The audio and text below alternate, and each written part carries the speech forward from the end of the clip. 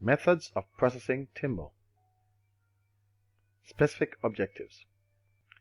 At the end of this presentation, students should be able to describe the processes involved in felling and transporting logs, differentiate among three methods that are used to process lumber or timber, and explain the advantage and the disadvantage of the processing methods used to convert logs to timber.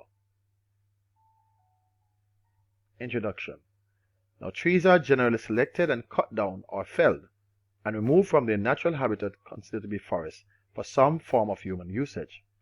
A growing tree contains a high percentage of moisture and is most easily cut in its green state.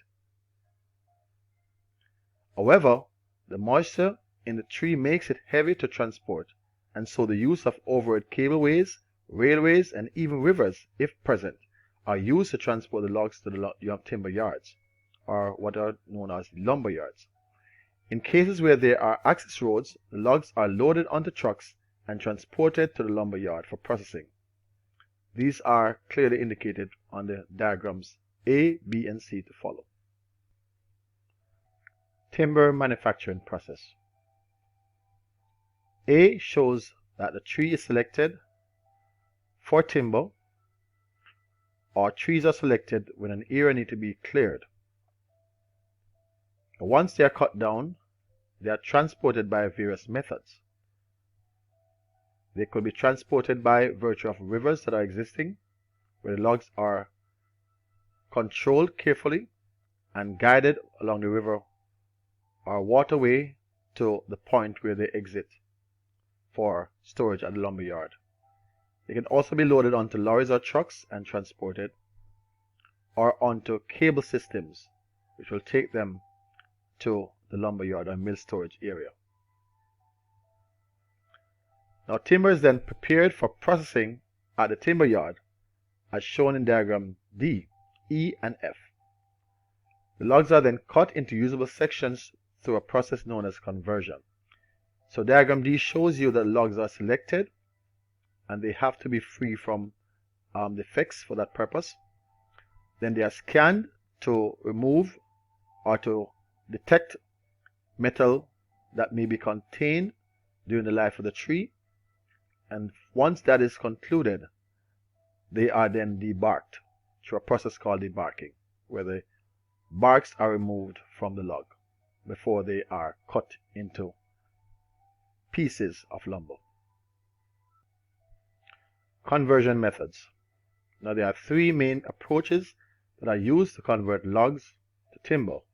These are plain sawing, quarter sawing, and rift sawing.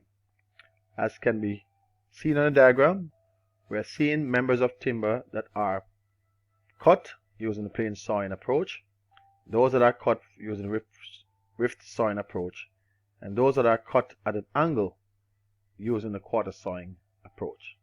Let's look at the plain sawing approach to timber conversion.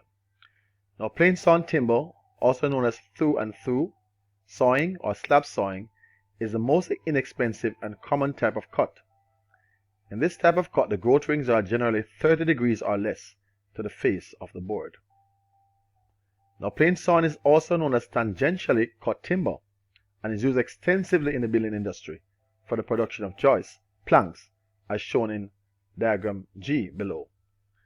The resulting wood displays a wavy pattern on the face of the board. As can be seen by diagram G, we are seeing where the slabs are removed using a double cut or chipper approach, where the outer bark is removed, followed by log being divided into sections where cut is made on both sides to get a square shaped log.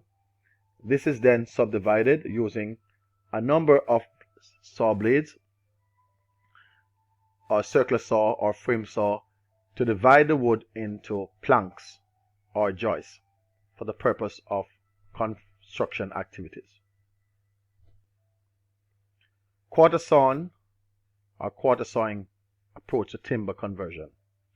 Now, quarter sawn or radially cut timber produces the most stable and hard-wearing timber, but it is also the most expensive. In fact, live sawing produces only a limited amount of quarter sawn boards. Now the annual growth rings form an angle greater than 45 degrees to the face of the board. Quarter sawing may be used to convert timbers such as oak, for example, because when it is cut along its medullary rays, it produces a very attractive grain structure or features. Now, quarter sawing requires a log to be repositioned many times to produce the radial cuts, and as such, this increases costs. It also results in more waste.